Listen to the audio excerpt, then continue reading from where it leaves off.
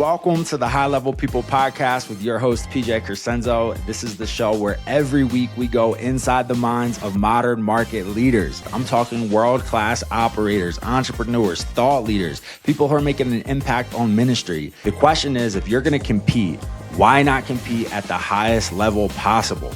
And that's what this show is designed for, to give you a playbook for your life so that you can continue to climb levels week after week. This is the High Level People Podcast, and welcome to today's episode. Welcome to the High Level People Podcast. Today I have Dr. Greg Perley, where if you're in his immediate circle, you may get the privilege of calling him Dr. G. He's helped coach, lead, and build multiple seven-figure small businesses. He also has a growing practice. He's helped people in the medical field that want to grow their practice in his line of work grow. He is a father, a husband, somebody who has an incredible track record, even with publishing books. So I'm super excited today to have Dr. G on the show. Welcome to the show, brother. Thanks, PJ. Appreciate you for being here and for doing what you do and helping your audience out. I hope I can be value, to you and them. Yeah, absolutely. So other than my 30-second introduction off of a brief connection from a mutual friend in Sebastian and a almost creepy description of AI of how much it knows about all of our lives, who is Dr. Greg to the audience if they're not familiar with their work or your work, if they've never met you before? That is a really great question. Well, at the core, I'm somebody that loves to help others. I love to help people. I hate disappointing people. I like to provide more value where I can. It hasn't always been like that. I kind of came to that realization later on because in the beginning, when you're in your 20s, I feel like maybe even 30s, you're like in a hustling situation. You want to be, you want to impact so many people's lives, but you also want to make a lot of money so you can take care of your family, so you can, do the things you want to do or whatever. And so there's a lot of chasing money back then, but now it's just about value and helping others. But quick background, in my early 20s, I graduated as a chiropractor. I was 23 when I graduated. When I graduated, I had a wife, a daughter, and we moved about an hour and a half, 2 hours away from our family and started a practice when I was 24. And then a couple of years later, had our son. So those are our two kids. Ran a chiropractic practice for 15 years. And I say ran it because I was the only one running. I was the only one producing. And so what I found out was I owned a job. And so in my mid to late 30s, I decided, in order to provide the life I want to provide for my family, I need to figure out how to actually build a business. And so we took our chiropractic practice, turned it into a regenerative integrated medical practice, and I learned how to pull myself out of that day-to-day. You can see it right here, PC Medical Centers, which is why I'm able to do things like this. And in doing that, it turned into a coaching program for two reasons. The first one was I was playing golf on a Wednesday, and my buddy saw that I had put a story on Instagram, and he said, "Hey, how are you playing golf? Like, did you shut your practice down today or what?" I said, "No, man, I have systems now and people that run those systems, and therefore I can be out here." And so it turned into a coaching program because of that. The other thing was when my second child was born, he was born with dwarfism. And there were had a lot of medical complications. And then there was a lot of emotional issues over that time, like emotional, I don't want to say trauma, but baggage that we had to overcome. Challenges, let's say. And so I learned how to manage your emotional and your beliefs in your life. Therefore, you can make the best of situations. And so that's what I do. I help people do those things. And my goal is to, impact as many lives as I possibly can. We say we want to impact over 1 million lives, but really that's just an arbitrary number. I want to impact everyone's life in a positive way.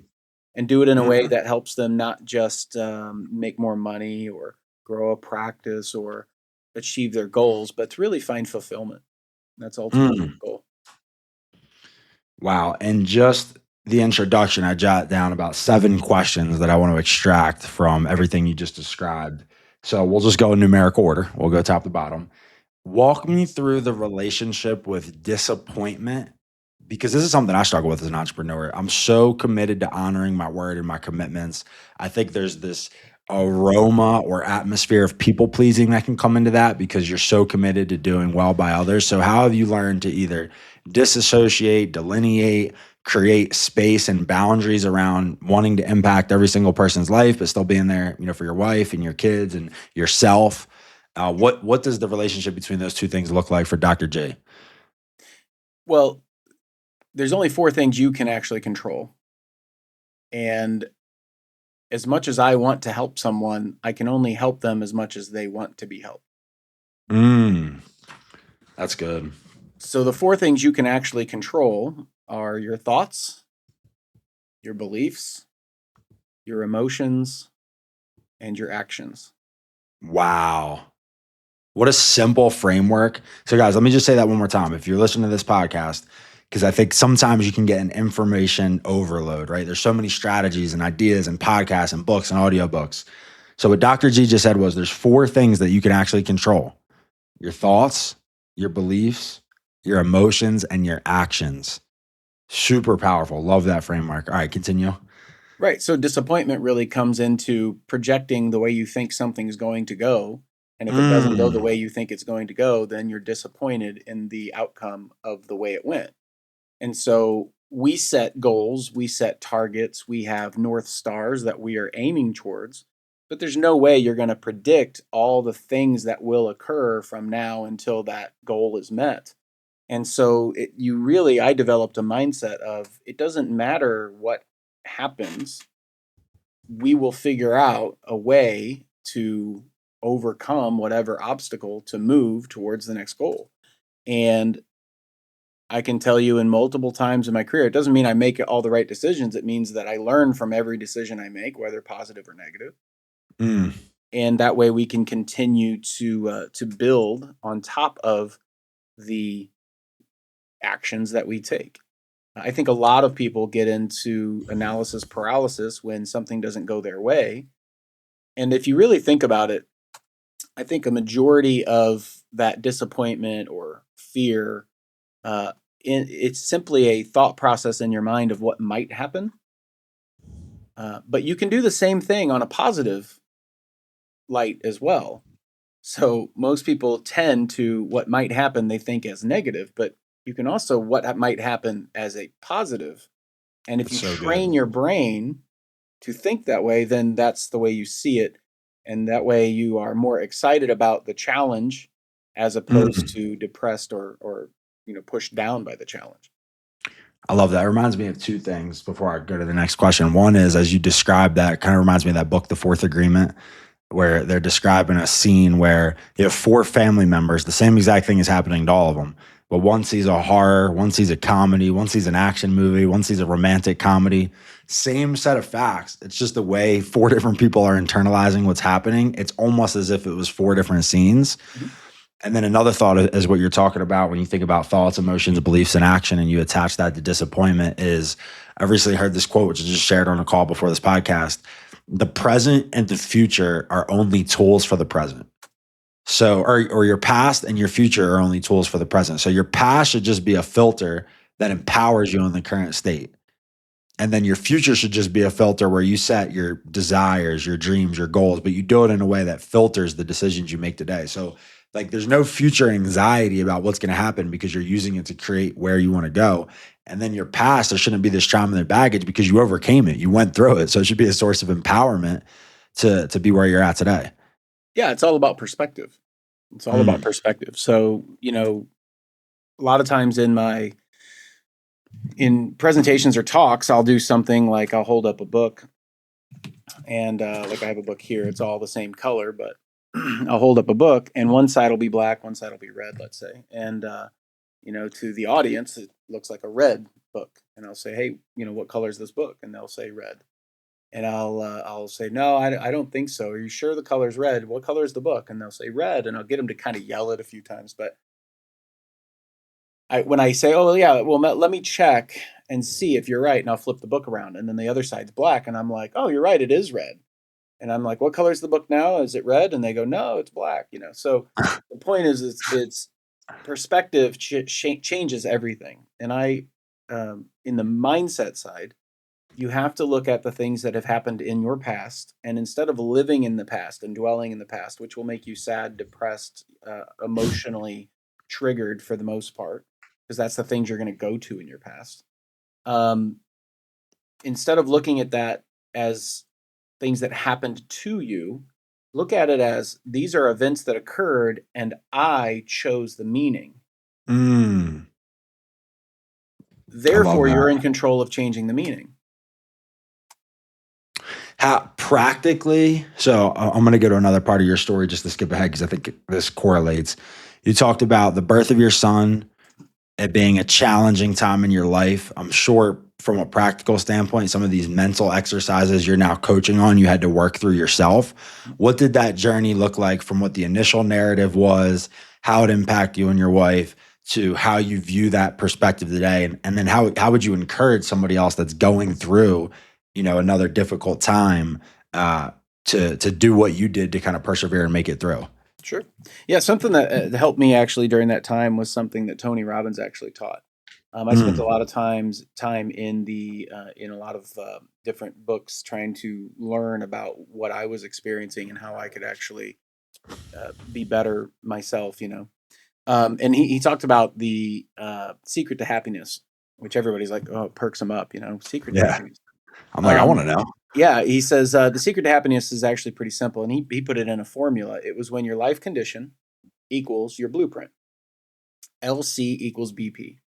When your life condition, or the way your life is in a certain area right now, equals the way you thought it would be, or the blueprint that you've created, then you are happy. And if you look at your relationship with your spouse, LC equals BP, happy. If you look at your financial situation, LC equals B. Okay, you get it. Your health, your any of it. But the opposite occurs when your life condition does not equal your blueprint. Then you are unhappy. So you have two choices when that occurs. If you recognize, does my life condition equal my blueprint? If it doesn't, and you say, well, I'm unhappy, if you don't have belief that it will change or improve, then you are depressed. If you believe it's going to be like that forever, then you are now depressed, where you have no hope for improvement or change. So then the choice is simple then. It's, do I change my life condition or do I change my blueprint? If you Then it's break it down, binary. it becomes It's actually very empowering simple. because you only have two options. So there's like, you're either going to Right. change A or B, which is actually super freeing to Right. operate within So that most structure. people get overwhelmed with the emotional side because they're simply stuck in the reactive mode instead of controlling their thought process on it. And if you make it really simple, okay, my son was born. He had some medical complications. He ended up, by the way, having a trach and a vent dependent for 8 years. He had on and off Wow. and was dependent upon that for 8 years. And so my life condition wasn't really an option to change unless I just left. And I didn't feel like morally that was the right thing to do. So then my blueprint had to shift. The way I thought it was going to go is now Wow. different. So I had to ask myself, what's good about this? What is good about this change? And in an emotional state, in a negative emotional state, you're going to say, well, nothing's good about this. But if you get yourself to a neutral state, then you can actually work through it and say, well, there are a lot of good things about this, potentially. We've met a lot of amazing people. He's still here. He's fighting. It brought certain things closer, certain family members closer, whatever. But there's always a positive side, which is that silver lining in every cloud. But you have to train yourself to look for those things. And the more you train yourself to do that, which is controlling your thoughts, then it turns into a belief of, I am someone that looks at the positive, or I am someone that looks at all the possibilities before I get emotional or make a decision. And when you start to train yourself, all of a sudden that becomes who you are. The hard part is we live in a very negative world where we are taught and trained to look at the negative side of things and basically freak out in fear about all the possibilities that might happen. But only one thing will happen. There's only one thing that's going to happen. So why not overthink about the potential of the positive that might happen and move into that direction, as opposed to overthinking the negative that might happen, which will move you in that direction? Can you educate me on, like, again, my medical expertise is about as shallow as it gets from a professional standpoint. What does the condition of your son look like, and how has it impacted your relationship with him? Like, what is the relationship like today? You said 8 years. He was on and off. You said Yeah. ventilation. So, and again, forgive me if I'm an amateur, Oh, no, but you're good. ability to I'll explain it. communicate. So Yeah, ability to communicate, speak, like just kind of fill me in on how his personality has still been able to shine and yeah. missed what he's gone through. So it impacted, everybody in the family individually, like you said earlier. Everybody has their own perspective and their own filters from their past. Our daughter was 2.5 when he was born. So, we're thinking we're going to have a son, and you have an idea of what that's going to look like, just like I had when my daughter was born. And then, the day he was born, they're like, hey, he has a form of dwarfism. We think it's something called achondroplasia, which is the most common form of dwarfism. Dwarfism is a random genetic change in the third trimester. There's really no history in the family. 80% of kids born with dwarfism have no history. Wow. And for the most part, the form achondroplasia, that form of dwarfism, doesn't have any major medical complications for most people born with dwarfism. But in his case, he ended up having a lot of pressure on the first part of the neck here, the foramen magnum, where the brain exits and goes down into the spinal cord. And he had a lot of pressure, which was affecting his ability to breathe and suck and swallow all at the same time. So he would actually breathe in food, which is called microaspirations. Well, that turned into pneumonias, chronic pneumonias, put a lot of mileage on his lungs. And so therefore, in the first year, he was 9 months old, he ended up having a trach put in with a vent that helped him breathe. Now, once again, we could take this and say, well, woe is me, and oh, how terrible is this? But we were able to get him a surgery. We were able to bring him home on a trach and a vent. We had resources that helped us pay for those things. We had resources that helped us with nursing to help get him well. And now he's 18. Wow. My daughter's 20. And Wow. they're doing very well.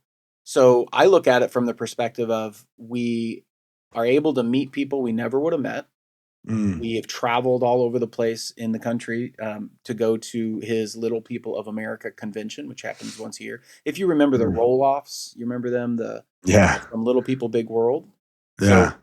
So, they're friends of ours now because we went to those events.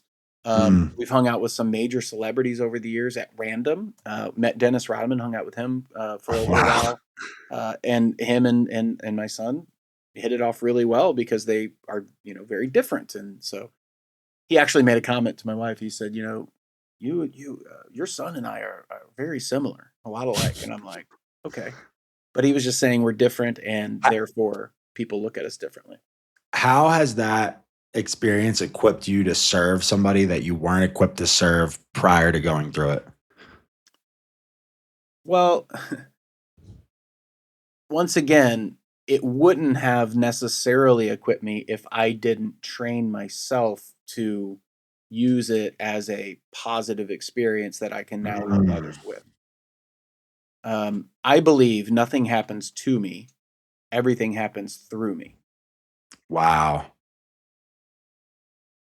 Nothing happens to me, it is all coming through me, which means I have the control over what I choose that experience to be. That's amazing. Nothing happens to me, everything happens through me. Okay, so I want to transition to the world of business, but I'll cap this conversation in this thread just to kind of capture the idea of training to somebody that's never trained their mind, right? Like, I think as you continue on in entrepreneurship, you realize how small the community is of the people that are willing to implement and apply. Everybody wants to sign up, everybody wants to learn, but it's that implementation period, it's that practice, it's the reps. So, what's a word of encouragement you would give to somebody who's like, I don't even know what that means? Train my mind, use this as a positive. Like, how would you coach that person that's like, man, I'm going through a really tough season and I'd love to, but I don't even actually know what that looks like? Sure. When you are in a state, when you have an emotion, the emotion is telling you what your thought process and your beliefs really are. So if you're in an emotional state, let's say you're going through a rough patch, like you said, which turns into an emotion: anxiety, worry, depression, sadness, fear, you name it. Okay, so you have all these potential emotions. If you understand that emotion is just a indicator for your thought process and how close or how far away it is from your spirit or your soul, right? If you think about your soul, and the purpose of us being here on earth is to take the gift that you've been given and let that light shine to the earth or to others. Your emotional state, the further you are away from that alignment, the further your emotional state goes to a negative place. The more aligned you are with that, the more you do activities and get yourself into the emotional, into the alignment of that spirit, of the That makes sense. activities It's you almost do. like if there's an anchor. I mean, I literally just drew a picture. It's like if you, even in the lighthouse, right? I mean, think about your soul as a lighthouse. When you're close to the lighthouse, it's really clear what's around you and what's happening. The further you drift, the harder it is to see the light. And that would make sense from a positive versus negative dynamic, because when you start getting depressed and sad and angry, you don't see clearly. Like when I'm angry, I'm not seeing the field clearly. Well, there's a statement that I learned a long time ago. It's high emotion equals low intelligence. Wow. When you have very high emotion, whether it's positive or negative, you're not going to do things very intelligently because you're reactive to that, whatever that emotion is. That emotion becomes the controller. So if you understand, how the brain works, your thoughts are under your control. You just don't know it. If you don't pay attention to your thoughts and what you're thinking, you will repeat thoughts, and what those thoughts are based on: fear, anxiety, and whatever, or hope and gratitude and potential. Depending on that will depend on your beliefs, because a belief is nothing more than a thought you have repeated over and over and over and over to yourself, that now it's an autopilot and you don't think about it. It's just your go-to. And then that turns into your emotions, because if you are repeating a thought of, this is something that is going to teach me how to be a better individual, you will get more of a excited emotional state about it than if you repeat a thought of, this is really going to hinder me, or why is this happening to me, or if you repeat a negative thought to yourself. It's really hard for me to even go there, because I've because you've practiced trained the other way so much. You put in the reps. As you talk, I think about a concept that I've never even really, it's never came to my mind before, but as you talk, it comes to mind, which is the idea of emotional preparation. Like, how often do we prepare ourselves emotionally for knowing what's going to happen, knowing there's going to be adversity and tough circumstances? Are we priming ourselves, with another word from Tony Robbins' vocabulary, to see the light, to respond in that way? I mean, I don't know if a lot of people intentionally are getting ahead of how they're going to respond when adversity happens. Well, you got to look at it once again from perspective. So the question you asked earlier, the experience I had with my son and my family and all the things we went through with that. Now, when a business issue arises, which there's always something that you're going to be working toward, right?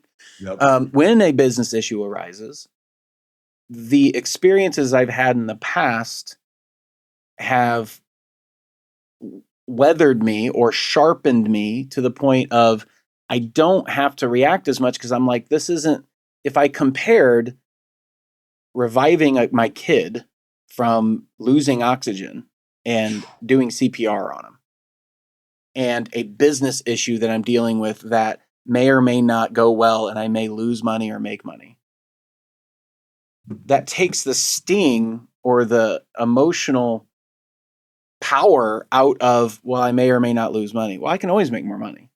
I mean, So good. once again, it's How old perspective. was your son when you transitioned? So when you went from I'm really owning a job versus owning a business, where was he at It was when you made that after shift? he was about 9. It was Okay. after he was healthy enough where he was we weren't fighting every day of like, is he gonna make it type deal. How And long so, did you fight? How long was the fight? well, for the first 3 years, it was day by day. I mean, it was like, we don't know. Wow. I mean, he had a trach and vent that had oxygen and a vent that was helping him breathe. I mean, it was day to day. If he Wow. disconnected from the vent, you had about 15 seconds because he had no reserve. So then he Wow. got better for a little while, and we thought, oh, when he was about 3 or 4, he's gonna, we'll be able to take this thing out. Then at about 4, he had a RSV, which then sent him backwards quite a bit. And then he got better again until about 8, and then finally got strong enough to where we could actually get that thing out. And then when he was 9, he got it Wow, closed bro. up. So Well, man, kudos to the stamina of you guys being able to. I mean, obviously, when you're in the situation, you're not thinking about anything other than what's in front of you. But still, when you look back on 18 years, you'd have a lot of stamina to continue to put yourself in a mental place that was productive, right, while dealing with this tragedy. Because I think a lot of times, even doing this podcast and seeing different people in my life, I think my mom shares her story, but her father had a sudden death, and you see different people in the family that react very differently to these traumatic events. It could paralyze you or it could propel you. Really, it's like one or the other, right? Life's either a teacher or a tormentor. All right, so I want to. but once again, you have the choice between those two things. Is this So teaching me good. or tormenting me? Which one do you decide?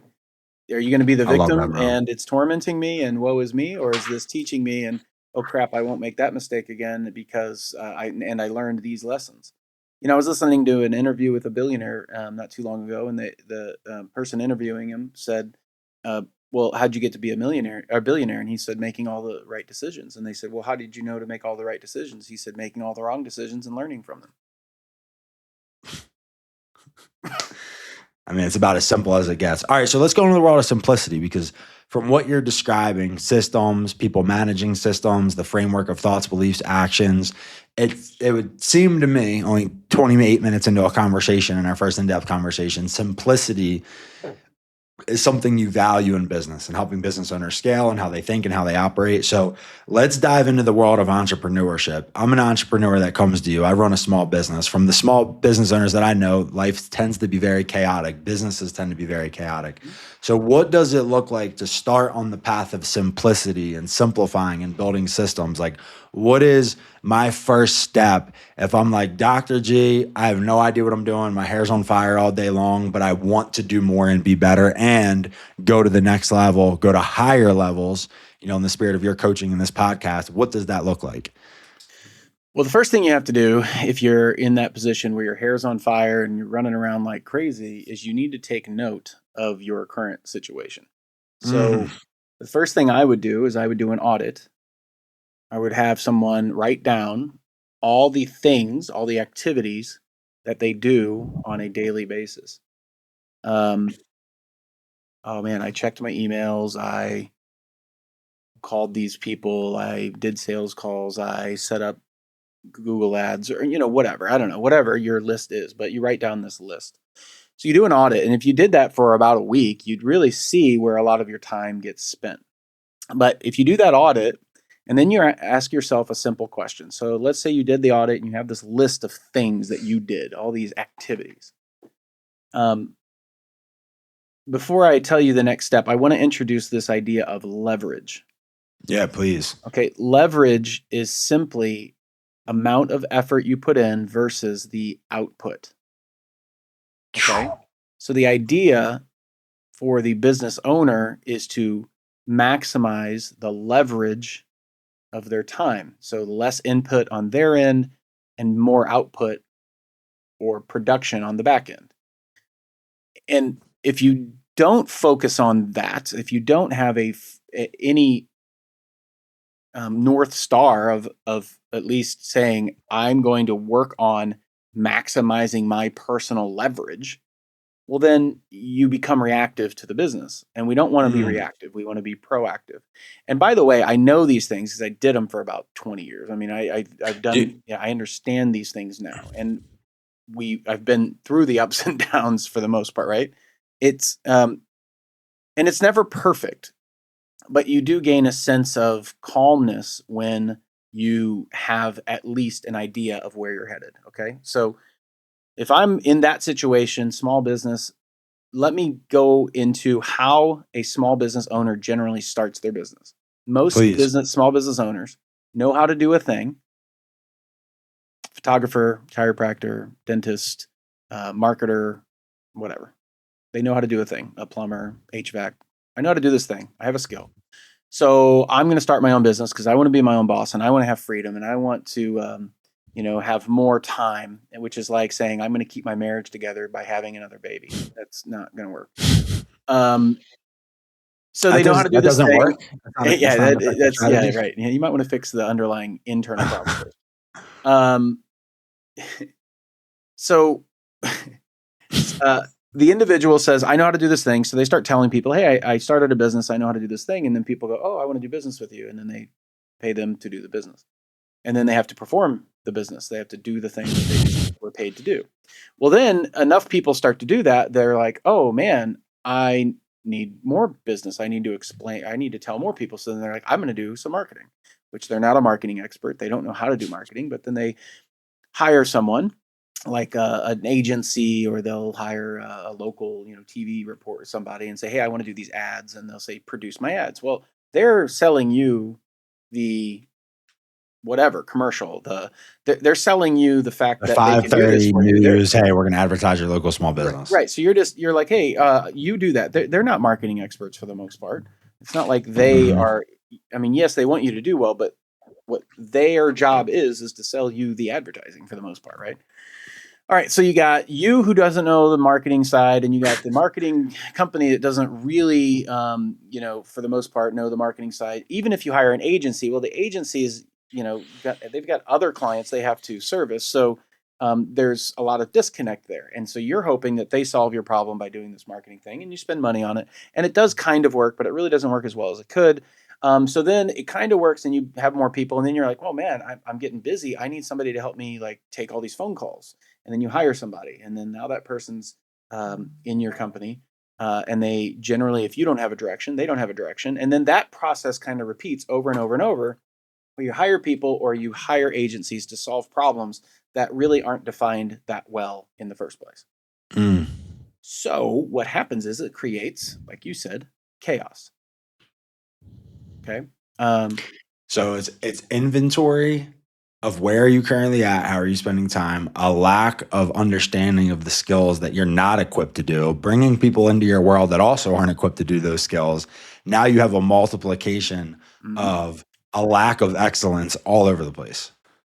Basically, yeah. And if the company doesn't really have a solid mission, they don't have typically a solid vision for where the company's headed. So if you don't have a solid mission or vision, how are you going to share that with the employees that you're hiring to say, hey, are you aligned with this mission of what we're doing? Or are you just looking for a job? So if they're just looking for a job, they're just going to do the bare minimum to keep the job.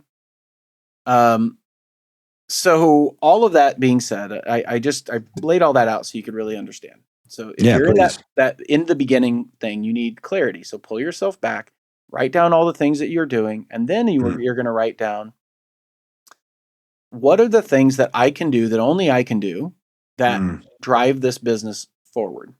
What are the things that I'm great at, that I love doing, that I started this business for in the first place, that other people can be hired to support that. And so you write down whatever that is and circle it.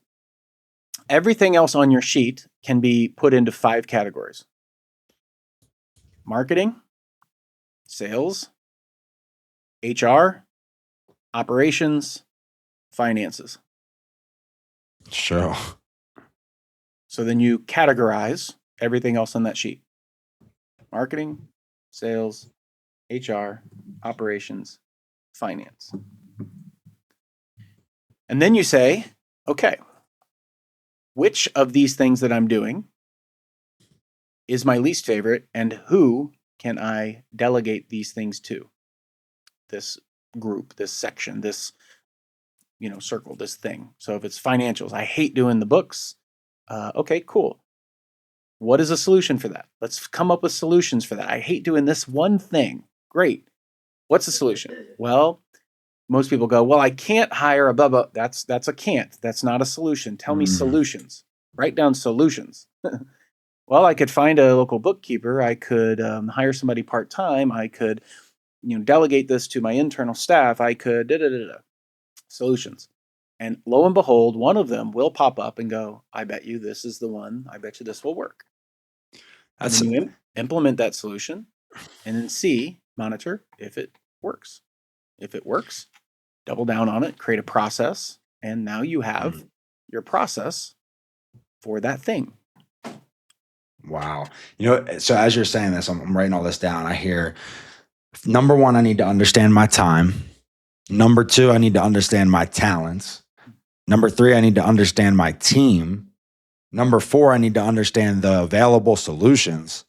And then number 5, I need to understand my system. That seems like a regurgitation of the frameworks you just described of, even I love the 5 departments: marketing, sales, HR, ops, finances. I think about myself personally, right? What do I love doing? Sales and marketing.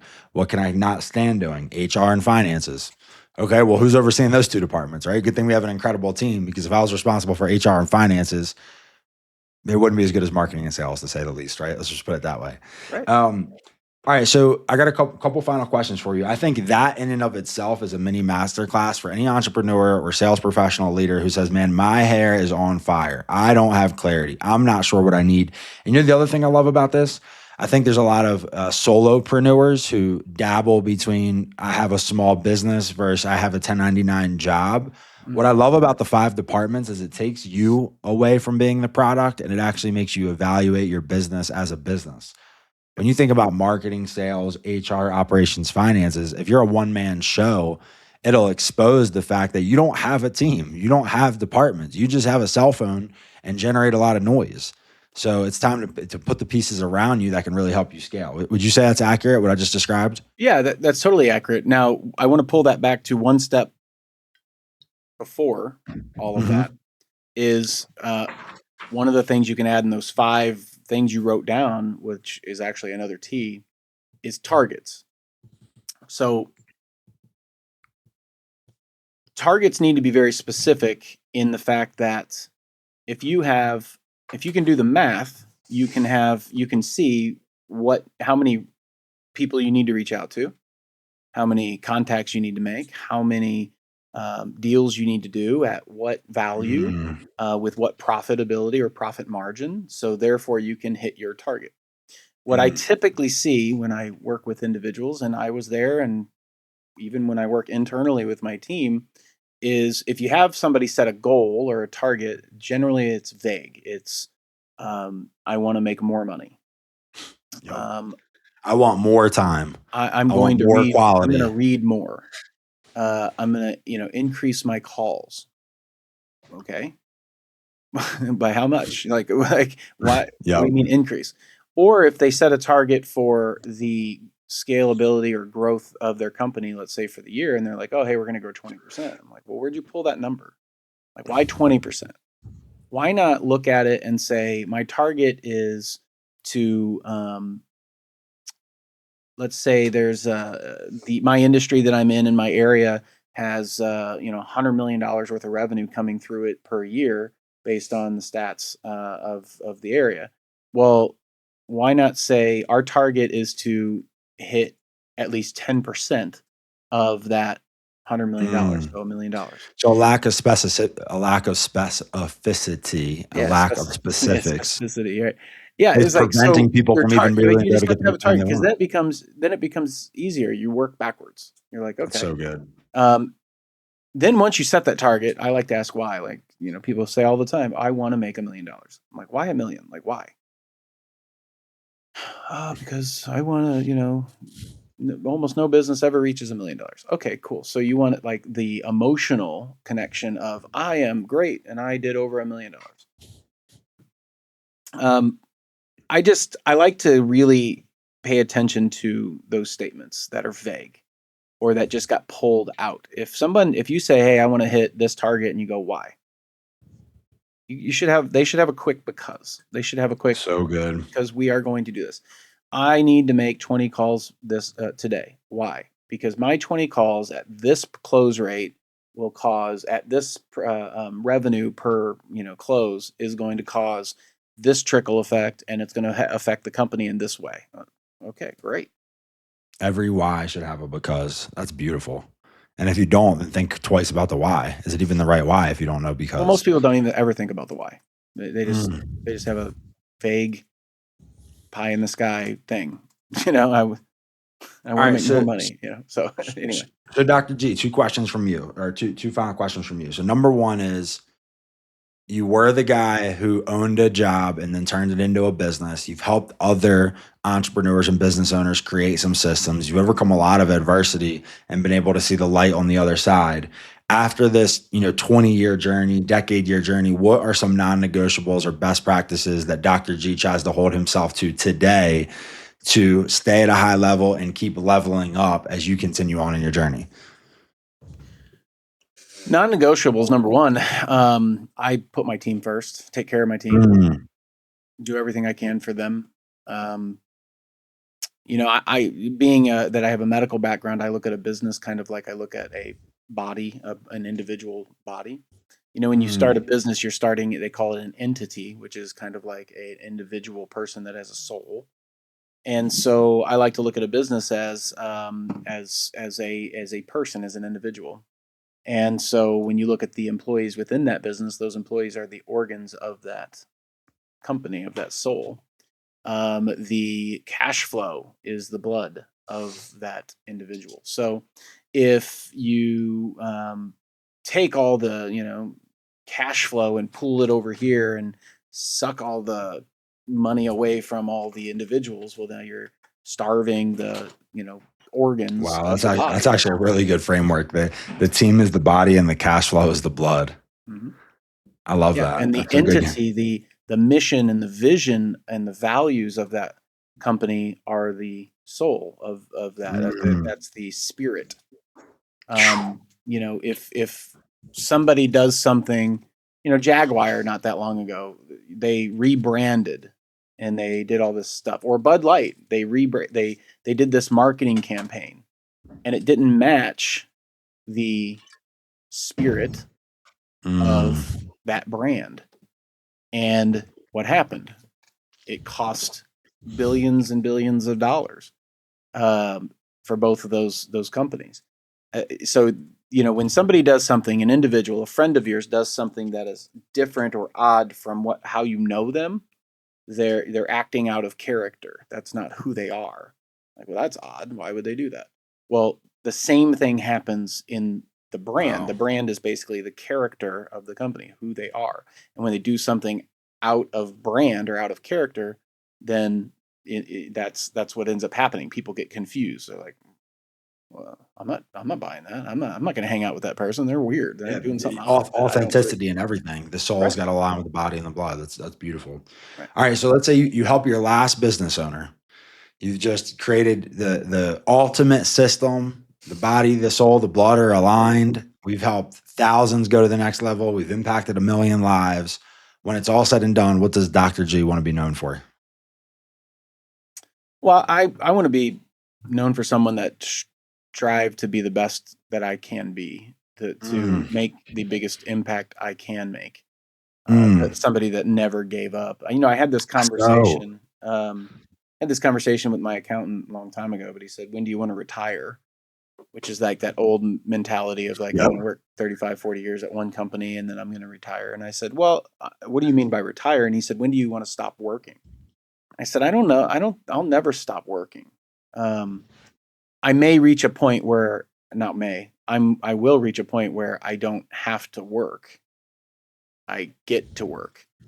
I don't feel like I'm there yet, but that point is not that far into the future where I'll feel that I get to not have So to. good. And how do you get to that point? Well, you invest in yourself. You consistently learn skills day in and day out. You invest into your team. You invest into your systems. And all of a sudden, at some point, you end up with an asset that is running, that the people that work within that asset are getting paid than they can work anywhere more, or being paid more than they can go anywhere else and work. They have a culture that's better than they can get anywhere else. They have more potential than they can get anywhere else. So those employees aren't going to go anywhere. The company is now secure, and you have the asset that you can then take the cash flow that is being produced, that's excess, and give it to more assets, and you can then give it towards bonuses and things for the production and the wins or the successes of that company back into the people that serve that company. And and when you do that, it snowballs. So what I want to be known for is simply, I worked to become better every single day, and it's not always perfect. Amen. But when it didn't go my way, I didn't stop and cry and whine. I said, well, what's the solution? How do we figure it out? And as long as you keep doing that, you cannot, if you have two people and they are competitors, you cannot beat the person that refuses to stop. It's impossible. If you refuse to stop and you have belief that things will work out eventually for the best, guess what? You won't be beat. And that's where people generally stop. They get afraid. It didn't go my way. It didn't happen like I thought. And so guess what? I quit. And that is the only true failure, is quitting or stopping. Well, Dr. J, I'm glad we asked that last question, because you just gave the title to this podcast, which is From Survival to Solution. So Nice. Thank you so much for your time, brother. Congrats on everything you've accomplished. Congrats on having the mental fortitude to kind of make it through some of those storms you were in to help other people see the light. It was a pleasure to meet you. I'm glad Sebastian got us connected, and I'm excited for everyone to hear this message. What's the best way to connect with you after they listen to this episode? If you want somebody to connect with Dr. J, what's the best way to do that? Best way is Instagram.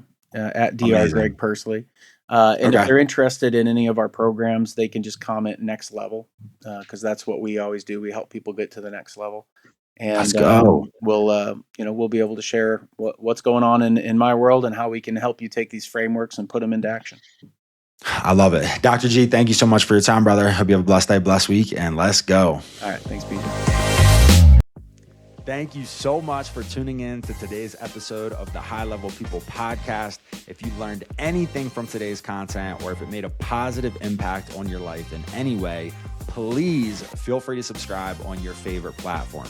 More importantly, if you think there's somebody in your life who would benefit from today's episode, please shoot them a link, encourage them to do the same, encourage them to subscribe, because every week we're committed to adding value. I look forward to seeing you soon. Hope you guys have a blessed day, blessed week, and let's go.